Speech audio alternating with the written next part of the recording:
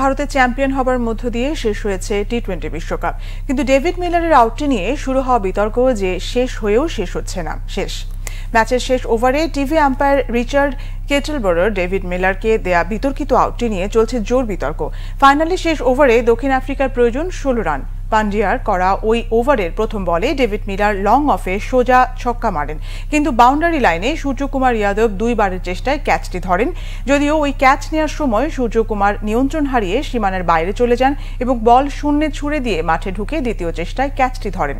তবে সূর্যকুমারের পা বাউন্ডারি স্পর্শ করেছে কিনা তা নিশ্চিত করতে আম্পায়াররা টিভি আম্পায়ার ইংল্যান্ডের রিচার্ড কেটেলের সহায়তা নেন, কিন্তু টিভি আম্পায়ার মাত্র দুবার পেছন থেকে দেখে ক্যাচটি সঠিক ছিল আউটের সিদ্ধান্ত দিয়ে দেন।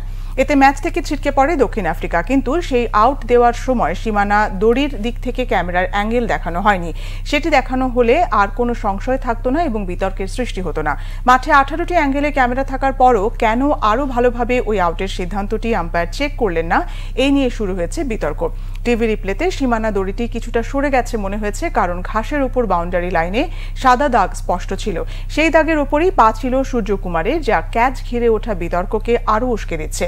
আউটটি নিয়ে ক্রিকেটের আইন প্রণেতা উইজডেন লিখেছে, আইসিসির প্লেইং কন্ডিশন 19.3 অনুচ্ছেদ অনুযায়ী সীমানা চিহ্নিত করতে ব্যবহৃত কোনো কঠিন বস্তু যদি কোনো কারণে সরেও যায়, তাহলে সীমানাটি তার আসল অবস্থানে আছে বলে বিবেচিত হবে।